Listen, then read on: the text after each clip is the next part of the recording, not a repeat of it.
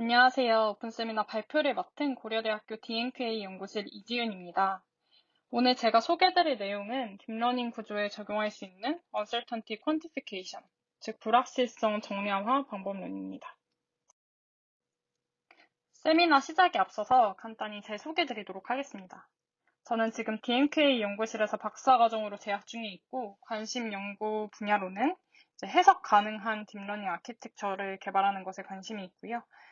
개발하는 과정에서 어텐션 메커니즘과 베이지안 뉴럴넷 구조를 활용하고자 합니다. 따라서 오늘 세미나는 제가 베이지안 뉴럴 네트워크와 관련해서 공부하고 정리했던 개념들을 공유드리려고 하고요. 관련 비슷한 주제로 다뤄진 저희 연구실 내에서 세미나들이 있었기 때문에 해당 내용들도 같이 잘 참고하셔서 정리하시면 좋을 것 같습니다. 제 연락처는 다음과 같습니다. 세미나 관련된 문의 사항 대해서는 이제 메일로 공유 주시면 회신 드리도록 하겠습니다. 네, 오늘 세미나 목차는 다음과 같은데요. 먼저 간단히 언설턴티가 무엇인지, 왜 이것이 중요한지에 대해 백그라운드를 좀 살펴보고 또 언설턴티를 정량화하는 방법에 대표적으로 제가 이제 세 가지 연구 방식, 연구 동향에 대해서 정리를 해왔어요. 그래서 베이지안 베이스드, 앙상블 베이스드, 그다음 가우시안 프로세스 베이스드 방법론이 어떤 식으로 진행되고 있는지 살펴보고 또 공부를 하는 과정에서 도움이 되었던 자료들도 이제 첨부를 해왔기 때문에 해당 자료들까지 개인적으로 공부하실 때 활용하시면 좋을 것 같습니다. 세미나를 진행해 보도록 할게요. 저희가 어떤 강아지를 예측하는 혹은 도로 주행 상태를 예측하는 인공지능 알고리즘을 학습시킨다라고 해보겠습니다. 다들 아시다시피 어떤 연구 목적으로 사용하는 데이터들은 상대적으로 굉장히 잘 정제되어 있고 또 고화질로 수집이 된 그런 데이터들이 이제 알고리즘 학습에 사용이 되게 됩니다. 그리고 이렇게 잘 구축이 된 인공지능 알고리즘은 비슷한 양질의 데이터가 주어졌을 때 굉장히 우수한 성능으로 예측한다라고 잘 알려져 있죠. 하지만 이렇게 잘 예측하는 딥러닝 구조를 현실 문제 상황에 반영하기 위해서는 또 여러 가지 제약 사항들이 존재를 하게 됩니다. 가장 대표적으로는 이런 실제 상황에서 수집되는 데이터의 형태가 잘 정제된 학습 데이터셋과는 좀 다른 유형들이 빈출할 수 있다라는 것입니다.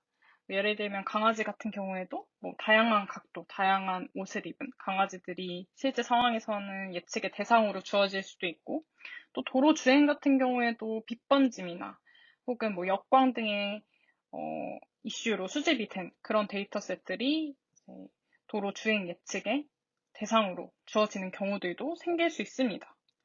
이런 경우는 과연 이상적으로 적절한 예측이 수행이 될까요? 네, 맞습니다. 학습에 사용되지 않은 데이터들에 대해서는 적절한 예측이 수행되지 않을 위험이 있습니다. 대표적인 예시로 자율주행 자동차 사고가 있었는데요. 당시에 굉장히 이슈가 되었던 사고들이었고, 예를 들어 자율주행 자동차가 이 트레일러를 도로로 잘못 인식하고, 또 역광 때문에 이쪽에 차가 있음에도 불구하고 도로로 잘못 인식해서 주행을 했던 그런 사고들이 있었습니다. 이러한 도로 주행 이외에도 인류에 직접적으로 영향을 미치는 문제 상황들은 굉장히 다양한 도메인으로 정의되어 있습니다. 예를 들면 인종이나 사람의 얼굴을 인식하는 페이셜 디텍션이라던가 아니면 종양, 병명을 예측해야 되는 메디컬 분야, 혹은 어떤 보안 이슈들을 예측해야 하는 세큐리티 분야, 이런 것들을 이제 저희는 Safety Critical Domains라고 합니다. 예측이 굉장히 중요하고 의사결정이 직접적으로 해를 가할 수 있는 그런 분야들을 이렇게 정의를 하고 있는데요. 이런 도메인들에서는 단순히 결과에 대한 예측뿐만 아니라 모르겠으면 모르겠다, 나는 확신을 하고 있다와 같이 얼마나 확신하는가에 대한 지표도 제공을 해줘야 됩니다. 제공하는 거에 대한 필요성이 굉장히 대두되고 있습니다.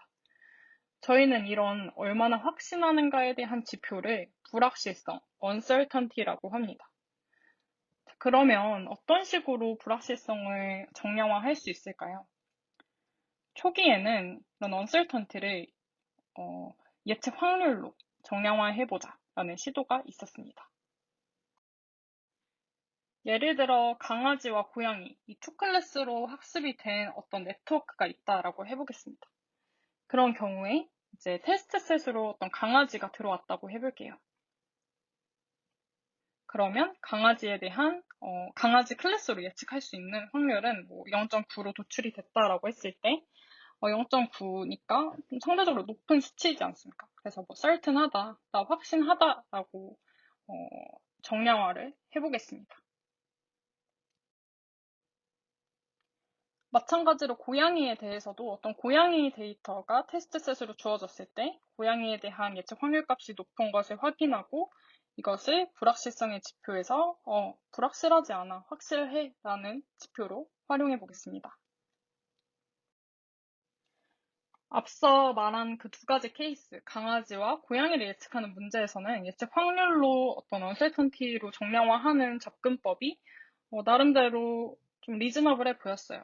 근데 뭐 지금 보이시는 것처럼 개와 고양이가 같이 있는 사진이 입력값으로 들어왔을 때 가장 이상적으로 잘 학습이 된 강아지랑 고양이가 적절하게 진짜 잘 학습이 된 이상적인 네트워크라면 0.5, 0.5의 확률로 이제 해당 이미지에 대한 결과를 산출해야 예측의 관점에서는 옳은 예측을 했다라고 할 수 있을 것 같아요.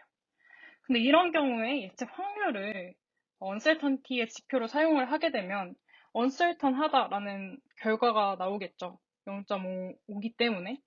그럼 과연 이거를 저희는 uncertainty가 큰 경우다라고 이해해도 괜찮을까요? 그리고 더 나아가서 강아지도 고양이도 아닌 어떤 토끼 이런 것들을 트레인셋에서는 사용하지 않은 데이터라고 해서 out of distribution이라고도 표현을 하는데요. 이런 out of distribution 데이터가 주어졌을 때 어, 특정 클래스로 조금 더 반영할 수 있는 특징을 많이 대표하고 있는 클래스로 높은 확률로 예측을 하는 경우들이 빈번하게 발생을 하고 이런 문제를 저희는 딥러닝의 오버컨피던스한 문제점이다라고 표현을 합니다. 그럼 이 경우에는 또 예측 확률로 언설턴티를 정량화하고자 하면 certain하다, 확실하게 이거는 강아지야라고 예측을 하는 그렇게 해석을 할 수가 있겠죠. 지금 말씀드린 그 강아지와 고양이가 같이 있는 이미지 혹은 이런 out of distribution, 토끼 이미지와 같은 상황에서 보시다시피 이런 uncertainty를 예측 확률로 정량화하고자 하는 시도에는 이런 한계들이 있습니다. 그래서 이런 한계점들을 좀 보완할 만한 다른 uncertainty quantification 방법론들이 제안이 되고 있는 것이고 대표적으로 베이지안 유레넷이 있는데 뒤에서 자세히 설명드릴 거기 때문에 지금은 일단 컨셉추얼하게 이해를 하시기를 권장하면서 설명드릴게요. 베이지안 유레넷은 파라미터, 지금 파라미터라고 하면 이 실선이 저희가 흔히 아는 W 파라미터인데 이 파라미터의 분포를 가정해서 예측값을 분포로 추정하고자 하는 그런 방법론입니다.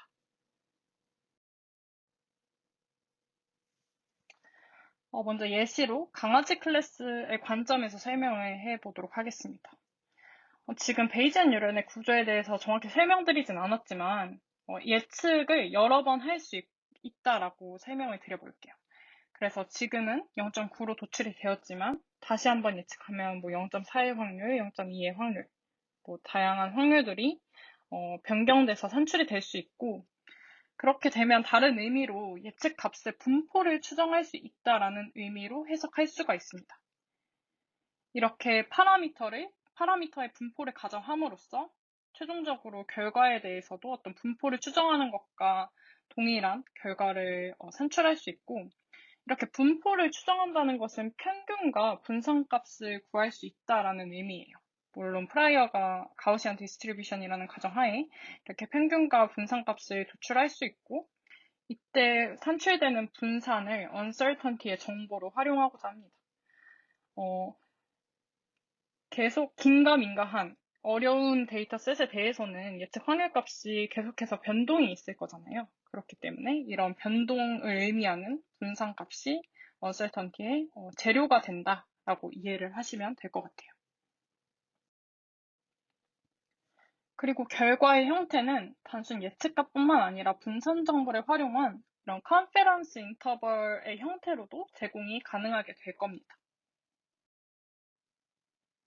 이러한 연구들이 저희 불확실성을 정량화한다라고 할 수 있습니다.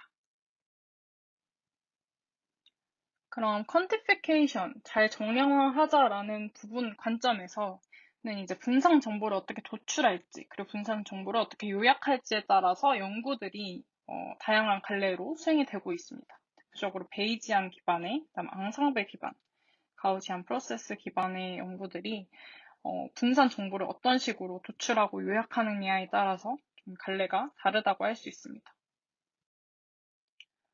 다음으로 uncertainty, 예측에 대한 불확실성인데요. 지금 보이시는 베이지안 어프로치에서 이 두 번째 논문이 예측에 대한 불확실성을 모델과 데이터로 구분해서 설명을 하는 문헌입니다. 그래서 오늘 네 가지 문헌을 설명드릴 거고, 제가 세미나에 걸쳐서 첫 번째 논문, 두 번째 논문, 세 번째 논문, 네 번째 논문 이렇게 명명해서 설명드리도록 할게요. 먼저 이제 논문에 대한 설명 앞서서 이 각각의 불확실성의 타입에 대해서 한번 이해하고 넘어가 보도록 합시다. 제가 지금까지는 uncertainty를 예측에 대한 불확실성이라고 표현을 했는데, 좀 더 세분화해보면 예측에 대한 불확실성은 모델로 인한 불확실성과 데이터로 인한 불확실성으로 나눌 수 있습니다. 그러니까 모델이 학습이 잘 안 돼서 예측이 불확실해졌을 수도 있고, 데이터가 워낙 노이즈가 많아서 예측이 불확실해질 수도 있는 거죠. 그래서 모델 관점, 데이터 관점으로 나눠서 세분화할 수가 있습니다. 먼저 에피스테믹 언설턴티는 이제 모델 언설턴티와 같은 의미인데요. 이 에피스테믹 언설턴티는 모델이 데이터에 대해 얼마나 적합하게 구축되었는지에 대해 모르는 정도를 의미합니다. 그래서 데이터의 어떤 특징을 학습했는지 모르는 정도이고, 모델이라는 게 파라미터잖아요. 파라미터가 얼마나 그 데이터의 특징을 학습했는지에 대한 불확실성이라고 생각하시면 될 것 같아요. 그래서 더 많은 데이터가 주어졌을 때 저희가 의도한 특징들을 그 파라미터가 학습할 수 있다면 줄일 수 있는 불확실성이기 때문에 이제 reducible uncertainty라고도 표현을 합니다. 다시 말해서 이런 좀 어려운 강아지들의 사진도 학습 데이터로 추가적으로 활용을 하면 줄일 수 있는, 그러니까 그 파라미터가 좀 더 적합한 특징들을 잘 학습하기 때문에 줄일 수 있다라고 해서 reducible 하다라는 것이고, 두 번째는 엘리아토릭 언설턴티, 즉 데이터 언설턴티인데요. 데이터에 내재된 노이즈로 인해서 이해하지 못하는 정도입니다. 이런 경우는 주로 measurement noise라고 해서 애초에 수집 장비에서 갖고 있는 노이즈라고 이해를 하시면 편할 것 같아요. 데이터 자체가 갖고 있는 노이즈이고, 데이터가 더 많이 학습되더라도 이것은 줄일 수가 없는 uncertainty입니다. 그래서 irreducible uncertainty라고 부르고, 다만 이제 센서라던가 아니면 카메라의 해상도와 같이 측정 정밀도를 높이면 줄일 수 있는 uncertainty입니다. 그렇다면 이것들을 각각 왜 알아야 될지 설명드리도록 할게요. 먼저 에피스테믹 언설턴티입니다. 에피스테믹 언설턴티, 제가 모델 언설턴티라고 설명드렸는데요. 에피스테믹 언설턴티는 학습 데이터가 부족해서 학습되지 않은 상태를 식별할 수가 있습니다. 그러니까 학습 데이터가 충분하면 줄일 수 있는 언설턴티이기 때문에 만약에 언설턴티가 높다면 학습 데이터가 부족하구나를 인지할 수 있는 지표로 활용할 수가 있습니다. 따라서 안전이 중요한 문제 상황에서 높게 발생하는 경우에는 그 파라미터, 그 모델을 신뢰할 수 없다라고도 해석을 할 수가 있겠죠. 다음으로 데이터에 대한 언설턴티인 엘리아토릭 언설턴티에 대해서 살펴보겠습니다. 엘리아토릭 언설턴티는 실제 상황에서와 같이 일부 데이터의 노이즈가 높게 존재하는 경우에 중요합니다. 노이즈가 큰 데이터에 대해서는 로스 펑션 보시면 아시겠지만 노이즈가 큰 데이터에 대해서는 학습 과정에서 덜 반영하도록 제약을 부여할 수가 있고 결과적으로 예측 성능의 안정화 과정에 기여를 하게 됩니다. 그래서 엘리아토릭 언설턴티가 중요하다고 설명드렸습니다. 오늘 설명드릴 네 가지 논문들은 타겟하고 있는 언설턴티의 타입도 약간 차이가 있습니다. 그래서 첫 번째 설명드릴 논문은 에피스테믹, 두 번째는 에피스테믹과 엘리아토릭, 세 번째는 엘리아토릭. 마지막은 out of distribution에 대한 uncertainty 이런 식으로 표현을 하고 있습니다. 그래서 calibrated probability라고 해서 예측 확률 자체를 보정하는 그런 방식으로 uncertainty를 규정하고 있습니다. 그러면 먼저 베이지안 베이스드 어프로치에 대해서 살펴보도록 할게요. 먼저 소개드릴 첫 번째 논문은 Drew about as a Bayesian approximation representing model uncertainty in deep learning이라는 제목으로 ICML의 2016년도에 발표가 된 논문입니다. 아마 uncertainty를 공부해보신 분들은 거의 가장 먼저 접하실 이름인 야링갈 교수님이 이제 쓰신 논문인데, 일단 굉장히 어려운 베이지안 개념을 간단하게 딥러닝 구조에서 활용할 수 있는, 그러니까 드롭아웃을 적용함으로써 활용할 수 있다는 것을 수식적으로 증명한 굉장히 좋은 논문이고요. 또 해당 문헌 이후에 딥러닝의 uncertainty quantification 그 연구들이 이제 막 여러 기법으로 이 논문들을 기점으로 되게 다양한 방식으로 전개가 되고 있습니다. 그래서 굉장히 중요하고 가장 기저가 되는 문헌이라고 생각하시고 들으시면 될 것 같아요. 먼저 frequencist way랑 Bayesian way에 대해 그 차이점을 설명드릴 텐데요. 먼저 frequencist 방법론은 저희가 흔히 사용하고 있는 스탠다드 딥러닝, 즉 디터미니스틱한 딥러닝 구조라고 이해하시면 될 것 같고, 저희가 의뢰 사용하는 그런 구조가 디터미니스틱한 딥러닝입니다. 그 이유에 대해서 설명을 드리면, 이제 저희가 사용하는 딥러닝 알고리즘은, 그러니까 흔히 사용하는 일반적인 딥러닝 알고리즘은 학습이 된 이후에는 어떤 파라미터가 고정적으로 딱 산정이 돼요.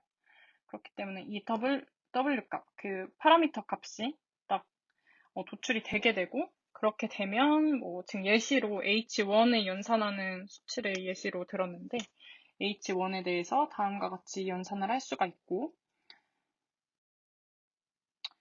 동일한 의미로 이 최종적인 아웃풋 값도 고정적으로 동일한 값으로 예측이 수행이 될 것입니다.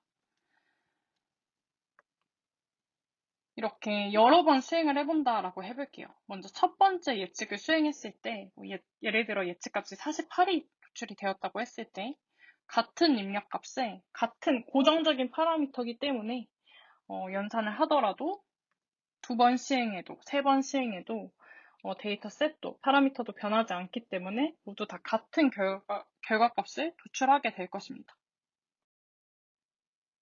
반면 이 베이지안 웨이, 즉 베이지안 딥러닝, 스토캐스틱 딥러닝 이런 구조에서는 파라미터의 분포를 가정하기 때문에 학습이 완료된 이후에, 즉 분포가 추론된 후에 예측을 수행할 때에는 조금씩 다른 웨이트 값이 샘플이 돼서 사용이 되기 때문에 다른 값이 도출이 되게 됩니다. 예를 들어 이렇게 T번 시행을 했을 때 첫 번째는 48이 나와도 이제 각각 선정되는 그 다음 시행 때 이렇게 샘플링이 되는 파라미터의 값이 미비하게 다르기 때문에 48, 52, 46 이런 식으로 조금 상이한 값이 도출이 될 수 있습니다. 그런 경우에 이제 전체적인 예측 값은 전체 시행에 대한 평균값이나 분산값으로 한번 요약을 할 수 있고, 이것으로 예측 결과값 자체가 어떤 분포를 추론할 수 있다라고도 이해를 할 수가 있습니다. 만약 이런 파라미터의 분산이 크다라고 하면 예측 결과 또한 어떻게 될까요? 예측 결과 또한 많이 달라지게 되겠죠. 많이 흔들리게 되겠죠.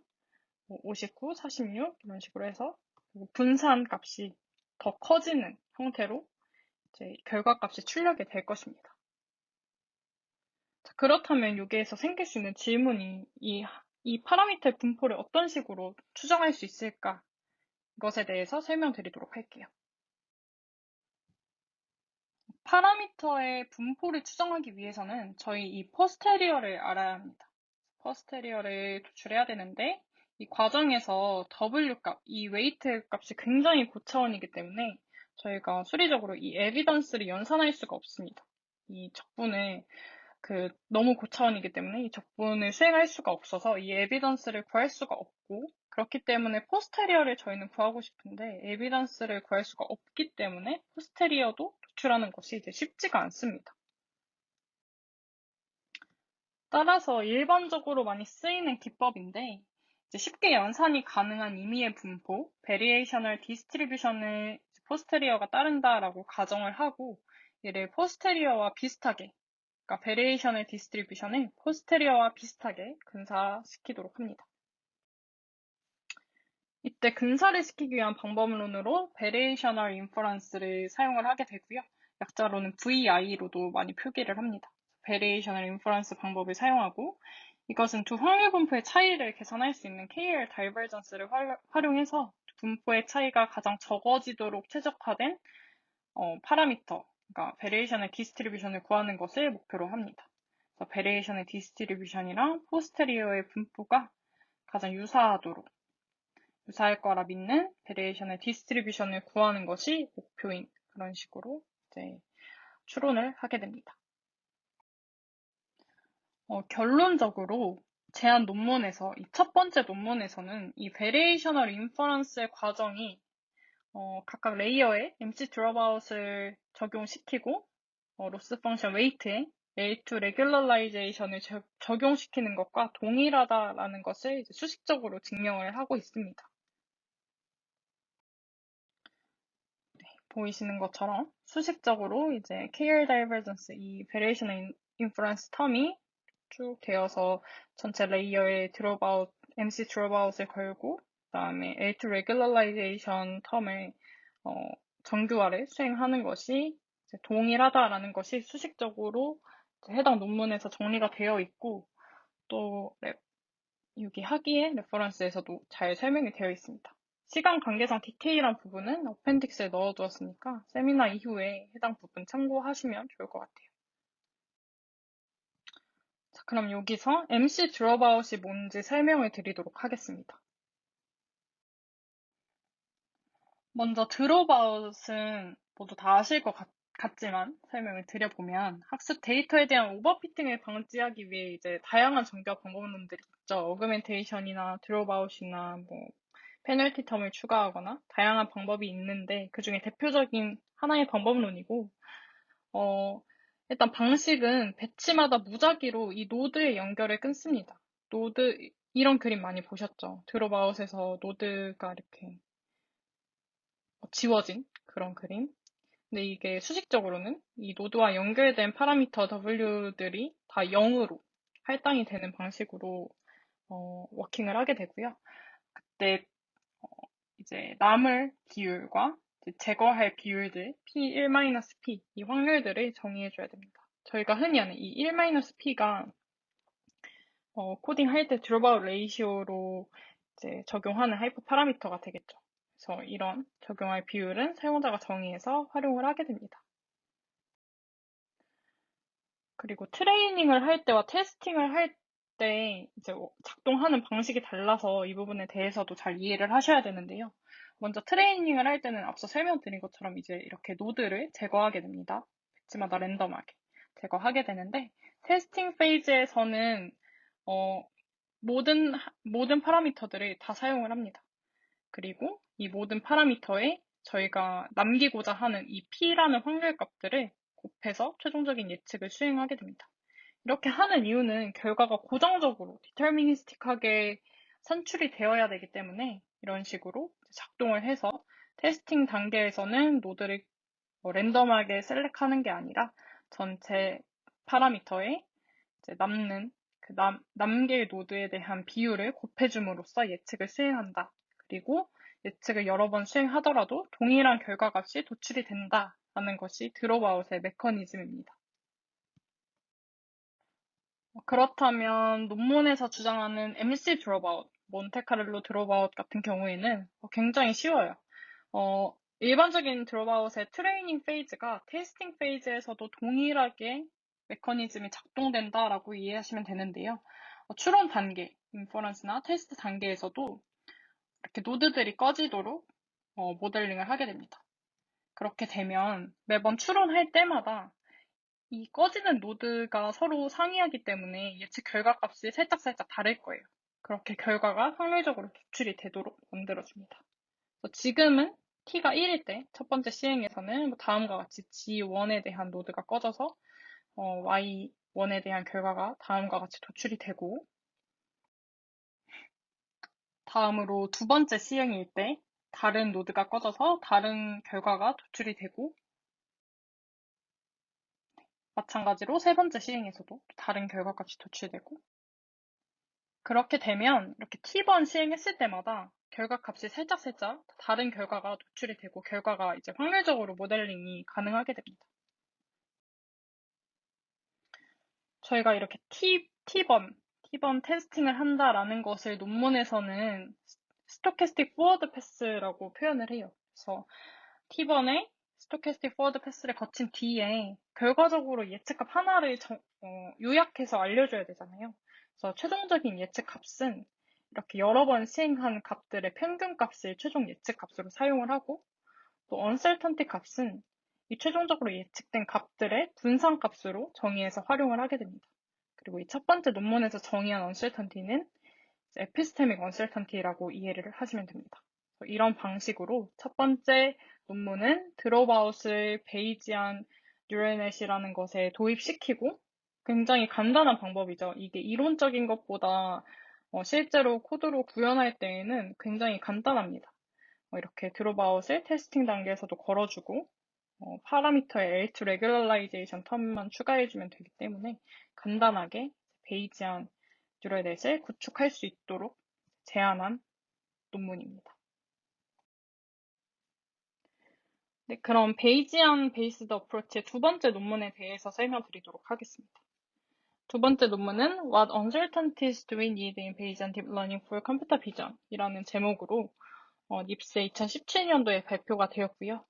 앞서 말씀드린 것처럼 이 두 번째 문헌은 단순히 예측 uncertainty라고 표현했던 uncertainty를 세분화해서 epistemic uncertainty, 즉 모델 불확실성, 그다음 aleatoric uncertainty, 데이터 불확실성으로 세분화해서 잘 정량화한 논문이 되겠습니다. 그리고 또 큰 기여점은 컴퓨터 비전 태스크의 실험을 수행을 했어요. 그래서 좀 더 시각적으로 uncertainty가 어떤 식으로 활용이 되고 워킹하는지를 보여주는 논문입니다. 그리고 해당 저자가 굉장히 다양한 도메인에서 연구를 수행하고 계세요. 그래서 다른 문헌들을 살펴보셔도 이런 베이지안 관점의 다양한 어플리케이션을 수행하신 것을 볼 수가 있습니다. 그리고 또 주목하면 좋을 점은 해당 논문의 저자의 이제 엘렉스 캔델님 말고 이 야링가 첫 번째 소개해드렸던 논문의 저자도 있어서 그 첫 번째 논문을 읽으신 다음에 읽으시면 수식적인 이해도 그렇고 사용하는 용어가 비슷해서 이 두 가지 논문을 함께 읽으시는 거를 권장드리도록 할게요. 인트로덕션에서 이제 이 두 번째 논문에서 uncertainty를 에피스테믹과 엘리아토릭으로 나눠서 설명을 했다라고 했어요. 그래서 에피스테믹은 모델, 엘리아토릭은 데이터 이렇게 나눠서 설명을 했습니다. 그리고 사실 더 세분해서 이 엘리아토릭 언설턴티, 데이터에 대한 언설턴티를 또 두 가지로 나눠서 설명을 하고 있습니다. 먼저 첫 번째로 호모스케데스틱 언설턴티와 헤테로스케데스틱 언설턴티가 있는데요.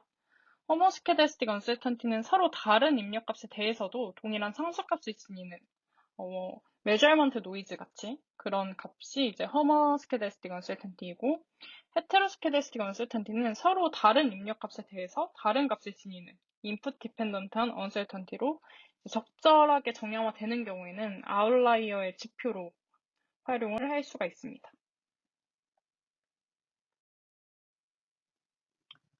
네, 그럼 어떠한 특징 때문에 이제 MC 드롭아웃 구조 첫 번째 문헌에서 더 나아가서 엘리아토릭 언설턴티까지 추정할 수 있는지에 대해서 살펴보도록 하겠습니다.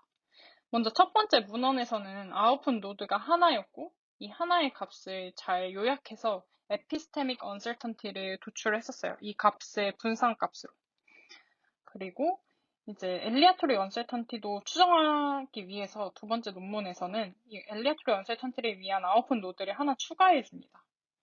그래서 구조적으로는 이 시그마 값을 추정하는 노드가 생겼다라는 것이 구조적인 차이가 되겠고, 이 두 번째 논문에서의 이 네트워크 구조를 제가 오늘 세미나에서는 덴시티 네트워크라고 표현하겠습니다. 덴시티 네트워크 구조에서 이 첫 번째 노드만 보면 MC 드롭아웃 그 첫 번째 문헌과 동일한 구조의 형태입니다. 하지만 이 엘리아토릭 언설턴티를 추정하는 시그마 값이 추가가 된 형태로 개선을 하였고, 이제 각각의 예측 값에 대해서 살펴보면 최종적인 예측 결과 값은 이 추정된 y 값의 평균 값으로 산출을 하고, 또 에피스테믹 언설턴티는 이 y 값의 분산 값으로 에피스테믹 언설턴티를 추정합니다. 딱 이 부분만 보면 첫 번째 문헌이랑 똑같죠. 근데 이제 새롭게 추가한 엘리아토릭 언설턴티를 다시 이렇게 평균으로 정량화함으로써 엘리아토릭 언설턴티를 정량화하고 이 두 개의 합을 전체 언설턴티로 표현을 합니다. 그래서 구조가 다음과 같고 동일하게 MC 드롭아웃과 L2 레귤러라이제이션을 사용을 하고 궁극적으로 도출되는 예측값과 불확실성 값은 다음과 같다라는 것을 보여드리고 있어요. 그러면 어떻게 학습이 되는지 로스 펑션에 대해서 설명드리도록 하겠습니다. 덴시티 네트워크의 예시가 리그레션 태스크인데요. 이 y 값이 이제 리그레션의 타겟 값이 되는 그런 리그레션 문제입니다. 그랬을 때 로스 값은 결국 이 MSE 값이 있는데 거기에 이게 레지듀얼이라고 표현을 할 수도 있죠. 그래서 레지듀얼에 대한 가중치. 그다음 uncertainty regularization 텀이 추가된 형태로 이제 표현을 하고 있고, 이것을 저희가 heteroscedastic uncertainty 이 부분을 추정하기 위한 loss attenuation이라는 표현으로 논문에서 다뤄지고 있습니다. 그래서 각각 텀에 대한 역할을 설명드리도록 할게요. 먼저 이 파란 부분, residuals rate 같은 부분은 이제 엘리아토릭 uncertainty, 엘리아토릭 중에 이제 변화하는 게 heteroscedastic이기 때문에 이렇게 표현을 했는데, 엘리아토릭 uncertainty가 큰 예측값에 대해서는 로스를 적게 반영하고자 하는 그런 목적으로 가지고 있고, 뒤에서 더 자세히 설명드릴게요. 그다음에 이 빨간색 부분, uncertainty regularization 같은 부분은 엘리아토릭 uncertainty, 이 시그마 값이 모든 데이터에 대해서 무한히 커지는 것에 제약하기 위해서 페널티 텀을 추가한 형태입니다. 다시 돌아와서 이 레지듀얼 웨이트를 살펴보면 엘리아토릭 언설턴티 이 시그마 값이 크면 이 전체 이게 역수값이기 때문에 전체 값은 작아지겠죠. 이 웨이트 값은 작아지겠죠. 그래서 결과적으로 이 로스에 대해 반영을 적게 하게 됩니다. 그러니까 노이즈가 큰 데이터에 대해서는 로스가 적게 반영이 되게 됩니다. 반대로 이 노이즈가 적은 데이터는 좀 더 신뢰도 있다라고 판단해서 이 로스 값을 연산할 때 더 크게 반영을 해주게 됩니다. 그렇게 조금 간접적으로 이 엘리아토릭 언설턴티를 학습하게 되는 원리가 되겠습니다. 두 번째 문헌이었던 덴시티 네트워크스 같은 경우에는 논문 자체가 리그레션 태스크 위주로 수식들이 전개가 되고 있어요. 클래시피케이션에 대해서도 서술을 하고 있긴 한데 후속 연구들이 해당 문헌의 클래시피케이션에 대한 비중이 적고 또 많이 이렇게 잘 정량화가 되어 있지 않아서 더 나은 정량화 기법들, 더 간단한 방법들을 제안을 하고 있습니다. 그냥 제가 대표적으로 하나의 예시로 가지고 왔습니다. 클래시피케이션 같은 경우에는 도출이 되는 값이 부수적인 시그마 값을 예측하진 않고 일반적인 네트워크 구조와 동일하게 각각 클래스에 대한 확률 값들이 도출이 되는 형태로 이제 가져가게 됩니다. 이렇게 설계할 수 있었던 이유는 엘리아토릭 언설턴티를 대표했던 이 시그마 값을 저희는 P의 함수로 표현을 할 수가 있죠. P의 함수로 함수 형태로 도출을 할 수 있기 때문에 별도의 노드를 추가하지 않고 수식적으로 전개를 했습니다. 그래서 보이시는 위에 수식이 앞서 설명드렸던 리그레션 태스크에 대한 리그레션 태스크에서의 언설턴티를 정량화하는 방법이었는데, 이 y 값과 시그마 값들이 이 p에 대한 값으로 잘 수정을 하게 되었습니다. 그래서 P가 Y 핵과 대응되는 부분이기 때문에 여기에서 I 값은 각 클래스를 의미하고요. 그래서 각 클래스마다의 확률 값이 이제 인풋으로 활용이 되고 이 마지막 시그마 값을 대체하기 위해서 앞서 말씀드린 이 일반적인 이 P에 대한 함수, P에 대한 분산을 구하는 함수로 대체가 돼서 활용이 되고 있습니다. 그래서 다음 이 수식을 조금 더 간결하게 정리를 하면 다음과 같은 수식으로 정리를 할 수가 있는데요. 그래서 이런 정량화 기법으로 클래시피케이션에서도 굉장히 간단하게 각각 요소가 되는 언설턴티를 정량화할 수가 있습니다. 그래서 관심 있으신 분들은 하기 논문들 참고해 주시고 또 이 클래시피케이션 쪽에서는 정량화하는 방식들이 더 다양한 베리언트들이 있어서 관심 있으신 분들은 그 키워드로 찾아보시면 도움이 될 것 같습니다. 이 두 번째 문헌이 컴퓨터 비전 태스크에 적용이 된 연구이다라고 처음 논문 설명드릴 때 말씀드렸는데요. 보시는 것처럼 이제 리그레션 태스크에서는 이 사진의 깊이를 예측하는 뎁스 리그레션, 그 다음에 클래시피케이션 태스크로는 각각 픽셀이 어떤 클래스를 갖고 있는지에 대한 시멘틱 세그멘테이션 태스크를 해당 논문에서는 다루고 있습니다. 제가 대표적인 결과만 좀 가져와 봤는데요. 뎁스 리그레션 태스크에서 보실 때 이 첫 번째 그림이 인풋 로우 이미지이고 그라운드 트루스가 이제 실제 정답이 되는 그리고 이 빨간색일수록 깊이가 깊다는 뜻입니다. 이런 그라운드 트루스가 있을 때 실제로 모델이 수행했던 리그레션 결과 값이 다음과 같고 그다음에 두 개는 정량화를 통해서 도출된 엘리어토릭 에피스테믹 언설턴티입니다. 그러면 이 각각의 요소들이 어떤 식으로 해석을 할 수 있는가도 이제 이 에피스테미카 엘리아토릭 설명 드릴 때 설명을 드렸었는데 실제로 시각적으로도 매칭을 해서 설명을 드려볼게요. 엘리아토릭 언설턴티는 데이터에 대한 언설턴티라고 했습니다. 근데 이런 언설턴티가 크게 발현된 부분을 보시면 어떤 윤곽들, 테두리 부분들에서 엘리아토릭 언설턴티가 크게 도출이 되는 것을 확인을 할 수가 있어요. 이런 테두리 부분에 데이터가 갖고 있는 노이즈가 상대적으로 크기 때문입니다. 또한 에피스테믹 언설턴티는 모델에 대한 언설턴티라고 설명을 드렸고 실제로 크게 하이라이트된 부분들을 보면 오분류가 잘못 예측이 된 부분들이 이제 높은 에피스테믹 언설턴티를 도출하였습니다. 따라서 데이터가 더 추가된다면 이런 부분들은 개선이 될 수 있는 부분이구나 라고 이해를 할 수 있을 것 같습니다. 그래서 이 파라미터가 덜 학습된, 파라미터가 특징을 잘 파악하지 못한, 긴가 민가에 했던 부분이 이 에피스테믹 언설턴티로 보여졌다라고 해석을 하겠습니다. 자, 그럼 이제 두 번째 정량화 방법론인 앙상블 베이스드 어프로치에 대해서 설명드리도록 할게요. 소개해드릴 앙상블 베이스드 어프로치 논문이 이 세 번째 논문 같은 경우는 Simple and Scalable Predictive Uncertainty Estimation Using Deep Ensembles라는 문헌으로 이제 해당 문헌에서 제안하는 구도를 Deep Ensembles라고 표현하겠습니다. 해당 논문은 립스에서 2017년도에 발표가 되었고요. 이 발라즈 라슈미나라야난 이 굉장히 또 언설턴티계에서 베이지안 쪽에서 활발하게 또 연구를 수행하고 있고 이분이 구글 브레인 소속이신데 이제 각 유수한 학회에 언설턴티 관련 튜토리얼에서 굉장히 많이 발표를 수행하고 계셔서 아마 언설턴티 검색하시고 유튜브 영상 같은 거 찾아보시면 이분의 발표들을 굉장히 많이 접할 수 있습니다.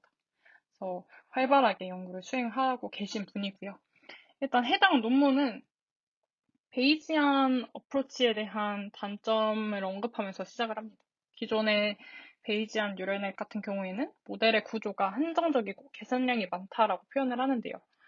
모델 구조에 왜 MC 드롭아웃을 꼭 걸어야 되고 모든 레이어마다 L2 레귤라이제이션이 수행이 돼야 되는 그런 것들이 있고 또 저희가 지금 요즘에서는 또 사용하는 알고리즘의 아키텍처가 굉장히 다양하잖아요. 뭐 여러 아키텍처들이 있는데 그 아키텍처마다 수식적으로 그 베리에이셔널 인퍼런스와 대등하다라는 증명이 이루어지지 않았기 때문에 구조적인 한계가 분명히 있습니다. 분명히 있고, 또 해당 문헌에서는 앙상블을 이용해서 간단하게 언설턴티 모델링을 간단하게 할 수 있다라는 것을 엄청 강조를 하고 있어요. 따라서 모델의 구조 제약이 없기 때문에 심플, 그다음 병렬 연산을 수행해서 앙상블이지만 우리 굉장히 효율적으로 하고 있어라고 해서 스케일러블, 그래서 심플 앤 스케일러블한 알고리즘이다라는 것이 굉장히 강조되는 논문입니다. 이때 그 연산적인 효율성을 언급을 하는데 일단 구글에서 발표된 논문이니만큼 이런 앙상블의 병렬 연산이 이제 효율적이다라고 표현을 하고 있어요. 그래서 일단 이런 식으로 이해를 하시고 내용을 설명드리도록 하겠습니다. 앙상블에 대해서는 아마 다들 알고 계실 거라고 생각을 합니다. 앙상블은 다양한 방식으로 수행이 되기도 하죠. 뭐 데이터를 스플릿하는 것, 혹은 모델을 변경하는 것, 뭐 다양한 방식으로 앙상블은 수행이 되게 되는데, 일단 말씀드리고 싶은 핵심은 다수의 결과를 종합해서 최종적인 예측을 수행한다라는 것입니다. 그래서 다수의 결과를 종합해서 최종적인 예측을, 더 나은 예측을 하자가 앙상블의 강조하고 싶은 점이고, 대표적으로 뭐 백인과 부스팅으로 구분이 되고 있죠. 세 번째 논문에서 제안하는 딥 앙상블즈라는 아키텍처는 이 앙상블을 할 건데, 엘리아토리 언설턴티를 추정해야 되니까 이 엘리아토리 언설턴티에 대한 노드가 추가된 형태에서 앙상블을 하자라는 구조를 가지고 있습니다. 그래서 이러한 구조로 앙상블을 수행하는 것이 딥 앙상블즈가 되겠습니다. 그렇게 되면 이제 M개의 미니 배치를 구성해서 학습을 하고 최종적인 예측과 최종적인 언설턴티를 추정을 해야 되는데요. 이 각각 배치마다 나온 이 모델들의 결과값에 이 뮤에 대한 평균값을 최종 예측값으로 활용을 하고, 또 추정된 이 엘리아토리 언설턴티, 이 시그마에 대한 값을 이런 식으로 연산해서 전체적인 언설턴티를 정량화하는 방식으로 수행이 됩니다. 굉장히 간단하죠. 앞에서 베이지안 뉴럴넷 구조에서는 드롭아웃으로 좀 이런 모델에 대한 앙상블 효과를 줬다면, 딥 앙상블즈는 실제로 모델들을 미니 배치로 이제 앙상블 형태로 구성을 해서 결과를 보팅하는 그런 방식으로 수행이 되고 있습니다. 이 딥 앙상블즈 알고리즘 같은 경우에는 앙상블 아키텍처를 사용했다라는 점 이외에도 프로퍼 스코어링 룰즈를 제안했다는 점과 어드버서리얼 트레이닝을 옵셔널하게 적용할 수 있다는 점을 기여점으로 설명을 하고 있습니다. 먼저 프로퍼 스코어링 룰즈에 대해서 설명을 드리도록 할게요. 일단 모델의 학습 기준, 크리테리온이나 로스를 기준으로 스코어링 룰을 활용을 하게 되는데요. 일반적인 로스 펑션 같은 경우에는 이미 스코어링 룰이라는 것을 만족을 하게 됩니다. 관심 있으신 분들은 따로 한번 살펴보시면 될 것 같아요. 어떤 정량화된 룰이고 이것을 이제 만족시키는 매트릭은 일반적으로 저희가 사용하는 매트릭들이 이 룰을 만족을 하고 있습니다. 근데 해당 문헌에서는 리그레션에서 활용할 수 있는 스코어링 룰을 제안하고 적용했다는 점에서 좀 기여를 어필을 하고 있어요. 그래서 먼저 클래시피케이션은 어떤 식으로 진행했는지 설명드리도록 할게요. 클래시피케이션에서는 기존에 이제 이미 사용이 되고 있는, 이미 알려진 브라이어 스코어를 사용을 했습니다. 이 스코어 같은 경우에는 실제 레이블의 원합 벡터와 예측 확률 사이의 민 스퀘어드 에러 값으로 연산이 되게 되는데요. 예를 들어 실제 레이블의 원합 인코딩 벡터가 1, 0이라고 산출이 됐을 때, 클래스가 두 개인 경우겠죠? 1, 0으로 산출이 됐을 때 예측 확률이 이제 0.8, 0.2라고 해볼게요. 그럼 이 두 벡터 사이에 민 스퀘어드 에러 값이 이 브라이어 스코어 값이 되겠습니다. 그래서 클래시피케이션을 학습할 때는 다음과 같은 로스 펑션을 사용을 했고, 또 리그레션을 학습할 때에는 시그마 값을 반영해서 이 MSE 값을 보정을 했습니다. 결과적으로 네거티브 러그 라이클리우드와 같은 형태이고, 이 부분이 이제 두 번째 문헌에서 사용했던 로스 펑션을 제가 가져왔는데 굉장히 유사하죠. 여기 MSE 값이 부분에도 있고, 또 residual weight가 되겠고, 그다음 uncertainty가 너무 커지는 것을 방지하기 위한 uncertainty regularization 텀이 추가가 되었어요. 그래서 굉장히 로스 펑션이 유사하다. 하지만 이 리그레션에 적합한 로스 펑션을 적용하고 제안했다는 점에서 하나의 기여점이 되겠습니다. 다음으로 어드버서리얼 트레이닝에 대해서 설명드리도록 하겠습니다. 어드버서리얼 트레이닝은 어드버서리얼 이그젠플을 포함해서 모델의 과적합을 방지하는 기법입니다. 이 어드버서리얼 이그젠플 같은 경우에는 일종의 어그멘테이션 기법인데요. 어떻게 어그멘테이션 하느냐 하면 이제 사람의 눈에는 동일해 보이지만 모델이 헷갈려 하는 정도를 잘 찾아서 더해주는 어그멘테이션 기법입니다. 이렇게 판다가 요 포인트가 되면 딱 그 디시전 바운더리를 넘는, 그러니까 로스 펑션을 최대화하는 그 perturbation을 잘 찾고 더해줌으로써 이제 육안으로 봤을 땐 이 두 데이터의 차이가 거의 없지만 이제 모델이 봤을 때에는 전혀 다른 데이터가 되도록 일부러 어려운 이그젠플을 생성을 하게 되고요. 그래서 이런 어그멘테이션 된 이 데이터가, 그러니까 perturbation이 더해진 데이터가 어드버서리얼 이그젠플입니다.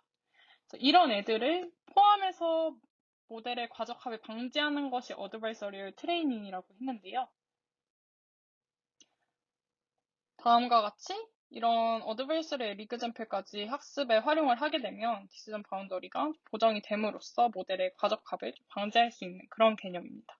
그래서 이 부분도 굉장히 어드버서리얼 트레이닝도 다양한 베리언트들이 있고 연구들이 많이 수행이 되고 있는 최근에 각광받는 그런 과적합 방지 기법이고요. 관심 있으신 분들은 이 학위 문헌에 참고하시면 좋을 것 같습니다. 네, 결과적으로 이 제안하는 세 번째 논문 딥 앙상블즈의 수도 코드는 다음과 같은데요. 굉장히 간단합니다. 이 넘버링에 맞춰서 아래에 제가 다시 정리를 해왔는데, 먼저 첫 번째로 하이퍼 파라미터들이 정의를 하고요. 두 번째로 파라미터 초기화를 수행하고, 이제 세 번째가 각각 그 모델마다 이제 앙상블로 포문이 돌아가는 구조죠. 여기 보면은 M개에서 이제 하나씩 이제 4번부터 6번까지가 수행이 되는 구조입니다. 그래서 먼저 첫 번째로 이제 앙상블 모델을 학습시키는데, 구축하는데, 일단 어드바이서리얼 트레이닝을 옵셔널하게 줄 수 있고 또 스코어링 룰을 적용해서 로스 펑션으로 활용할 수 있다. 이 세 가지가 주 기여점이고 이 세 가지가 각각의 모델들에게 적용되어서 이제 활용이 되는 그런 구조가 되겠습니다. 그럼 해당 문헌에서의 실험 결과 중에 좀 대표적인 실험 결과를 설명드리도록 할게요. 해당 실험은 학습에 활용하지 않았던 아웃 오브 디스트리뷰션 데이터에 대한 불확실성을 도출해보는 것으로 이제 이 불확실성이 잘 도출이 됐는가를 검증하게 됩니다. 직관적으로 봤을 때 아웃 오브 디스트리뷰션, 학습에 사용하지 않았던 데이터셋 같은 경우에는 불확실성이 높아야겠죠. 불확실성이 높은지를 이제 확인하는 실험이고, 해당 실험에서는 그 불확실성에 대한 지표로 예측값의 엔트로피, 확률들의 엔트로피 값을 적용을 했습니다. 엔트로피가 크면 불확실성이 크고, 엔트로피가 작으면 불확실성이 작게끔 그렇게 확인을 하게 되고, 지금 이 테이블에서 앙상블 R 이 부분이 이제 랜덤 노이즈, 그다음 AT는 어드버서리얼 트레이닝을 적용했다라는 옵션입니다. 그리고 이 각각의 숫자는 앙상블의 개수, 그 M의 디멘전을 의미를 하고요. 몇 개의 모델을 사용했는지를 보여주는 부분입니다. 그래서 이 첫 번째 파란 색깔과 관련된 실험은 트레인도 엠리스트로, 그다음 테스트도 엠리스트로 수행을 했어요. 다들 이 엠리스트 잘 알고 계시죠? 핸드 디짓 데이터. 그래서 엠리스트로 학습하고 테스트하고 했을 때 엔트로피는 0에 가까운 값들이 도출이 되게 됩니다. 그래서 이 앙상블 알고리즘에서도 그렇고 대조군이었던 MC 드로바우, 오늘 세미나에서 첫 번째로 소개됐었던 논문이죠. 그 논문에 대해서 비교했을 때 모두 다 잘 수행되는 것을 확인을 할 수가 있어요. 근데 해당 논문은 이제 자기는 연구가 out of distribution detection에 잘 하고 있다라는 것을 이제 강조를 하는데요. out of distribution의 테스트 셋으로 not MNIST 데이터셋을 활용하고 다음과 같이 좀 차이가 있는 데이터셋입니다. 그래서 해당 데이터셋이 테스트 됐을 때의 엔트로피를 확인해 봤을 때 MC 드롭아웃 대비 좀 더 안정적으로 그리고 이 M개 앙상블에 활용한 모델의 개수가 많을수록 조금 더 기대하는 그런 엔트로피가 도출이 된다라고 설명을 하고 있고요. MC 드롭아웃 같은 경우에는 이렇게 좀 튀고 안정적이지 못한 결과가 산출이 된다는 점에서 그리고 이 MC 드롭아웃 같은 경우에는 드롭아웃 레이시오가 좀 민감한 하이브 파라미터이기 때문에 그런 부분들을 이제 고려하지 않아도 된다라는 점에서 좀 강조를 하고 있는 실험 결과입니다. 네, 그럼 이제 드디어 마지막으로 가우시안 프로세스 베이스드 어프로치에 대해서 컨셉추얼하게 설명드리도록 할게요. 해당 문헌에서는 이렇게 엘리아토릭 혹은 에피스테믹한 언설턴티를 명명해서 사용하진 않고 out of distribution에 대한 confidence, 뭐 probability 이런 식으로 표현을 하고 있습니다. 그래서 이 논문의 목적도 out of distribution의 데이터셋에 대해서 언설턴티가 높게 잘 정의가 되는 것을 목표로 하고 있습니다. 네, 그럼 이제 이 네 번째 문헌에 대한 풀네임 살펴보도록 할게요. 이 네 번째 문헌은 Simple and Principled Uncertainty Estimation with Deterministic Deep Learning via Distance Awareness라는 제목으로 이 Distance Awareness 하다라는 점을 좀 강조를 하고 있습니다. 그래서 이 디스턴스를 고려한다라는 게 앞에 세 개의 문헌과의 차이점이고 해당 문헌에서의 기여점이 되겠습니다. 제가 이 문헌을 좀 리뷰를 하려고 선정을 한 이유는 일단 유립스 2020년도 튜토리얼에서 간단하게 지나갔는데 일단 비주얼라이제이션적으로 너무 압도적이었고 또 최근에 어쨌든 퀀티피케이션 리뷰 문헌 2번 문헌이랑 그다음 벤치마크 정리된 문헌 3번 문헌에서 해당 SNGP가 좀 주로 언급이 되는 것 같아서 정리를 했습니다. 거리를 반영한 가우시안 프로세스를 설계한 방법론이고요. 방금 설명드렸던 딥 앙상블의 저자가 이제 해당 문헌에서도 저자로 이제 활동을 했습니다. 저자로 포함이 되어 있고요. 그래서 그런지 좀 서술 방식이나 네이밍이 비슷한 것을 확인을 할 수가 있습니다. 자, 이게 논문에서 보여주는 시각화였고, 이제 제가 방금 말씀드렸던 비주얼라이제이션이 압도적이었다라고 했었던 그 부분인데요.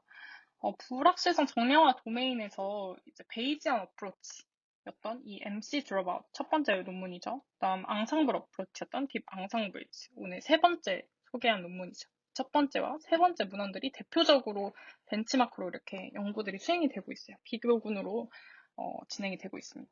많이 활용을 하고 있어요.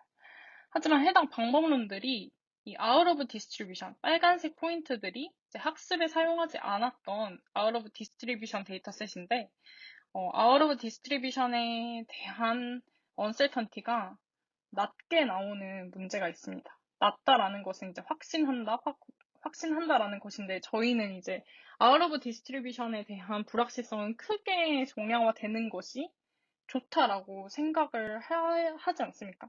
그러니까 그렇게 되지 않는다라는 것이 이 두 연구들의 한계이고요.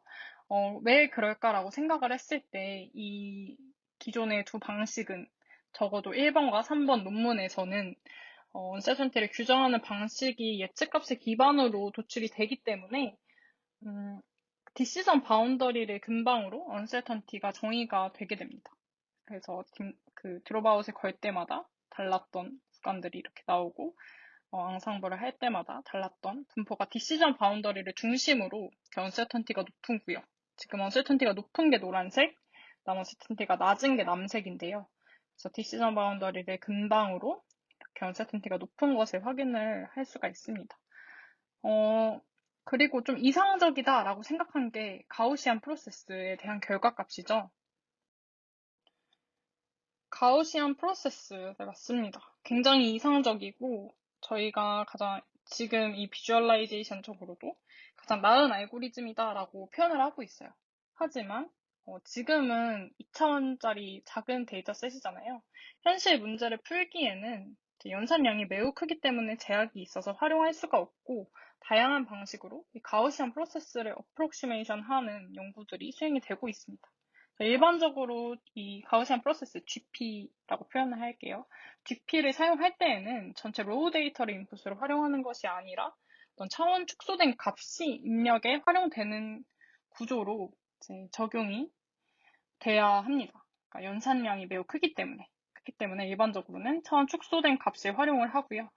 두 번째 그림 보시면 DNN by GP 이렇게 되어 있는데, DNN으로 1차적인 차원 축소를 하고 GP에 적용한 형태의 아키텍처이고, 그다음 마지막 그림이 해당 문헌에서 제안하는 SNGP인데요. 스펙트럴 노멀라이즈드 가우시안 프로세스입니다. 그래서 SNGP 같은 경우에는 조금 더 잘 요약한 조금 더 잘 차원 축소한 값이 GP의 인풋으로 활용이 됩니다. 그럼 어떤 게 잘 차원 축소됐다라고 할 수 있냐라면, 디스턴스 어웨어한, 그러니까 입력의 디스턴스 정보를 차원 축소할 때에도 계속 유지해서 차원 축소된 값이 GP에 적절하게 그 디스턴스에 대한 정보가 반영이 될 수 있도록 그렇게 차원 축소를 하는 것을 반영한 문헌이 되겠습니다. 그래서 이 두 가지의 비교가 그 디스턴스를 반영했냐, 안 했냐로 구분을 할 수가 있죠.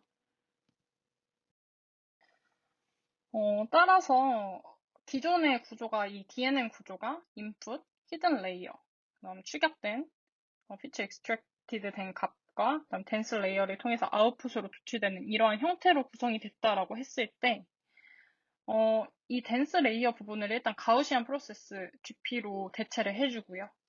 그 다음에 이 GP를 활용하기 위해서 입력되는 이 feature extracted 된 값이 거리 정보를 잘 반영하도록 노멀라이제이션에 적용시켜주는 것이 해당 문헌의 기여점입니다.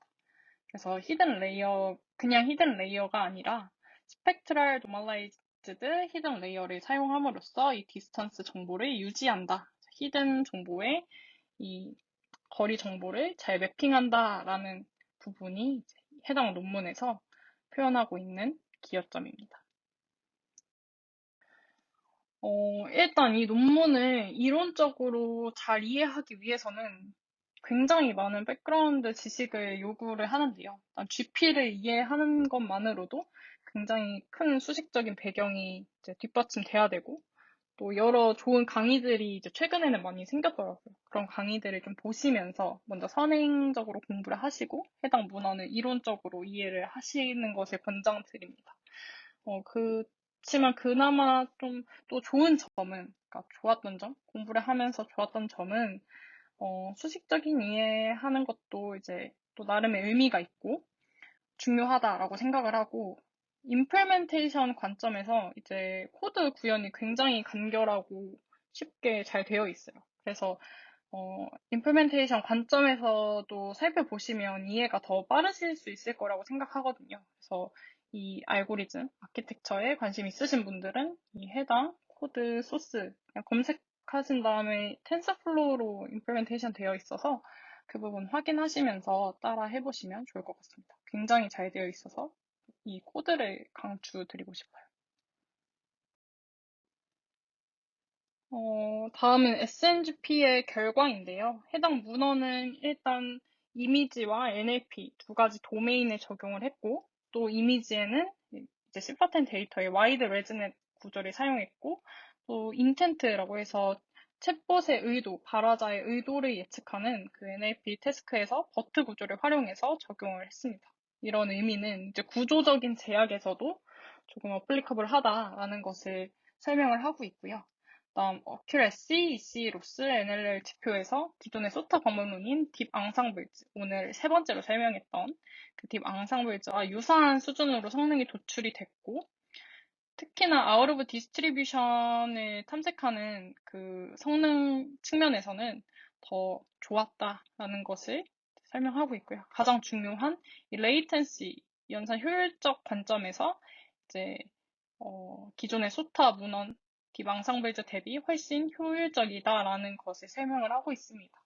그래서 다시 요약드리면 전체적인 성능은 비슷하거나 조금 타이하다. 근데 OOD, Out of Distribution은 제한 알고리즘이 더 잘하고 연산 효율성은 이제 훨씬 좋다라고 요약을 두 도메인에서 동일하게 하고 있습니다. 네, 이제 마지막으로 결론입니다. 오늘 세미나를 통해서 대표적인 uncertainty quantification 방법론 4가지 종류에 대해서 살펴봤고 각각 특징들을 파악해 보았습니다.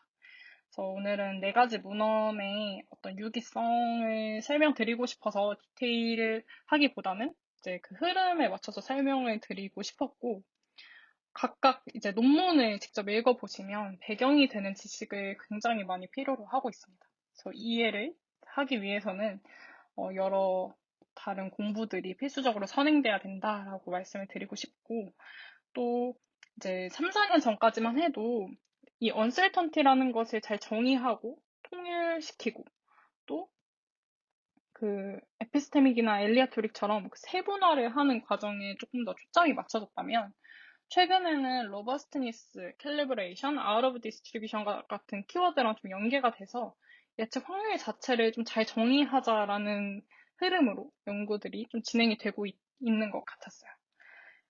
그리고 또 이번 세미나를 준비하면서 벤치마크에 대한 프로토콜을 정의하는 문헌 혹은 굉장히 또 잘 정리가 된 리뷰 문헌들이 좀 더 많이 이제 서술이 된 거를 확인을 할 수가 있었고 다양한 어플리케이션에서 적용이 되고 있고 또 더 많은 수요가 있을 것이라고 기대를 하고 있습니다.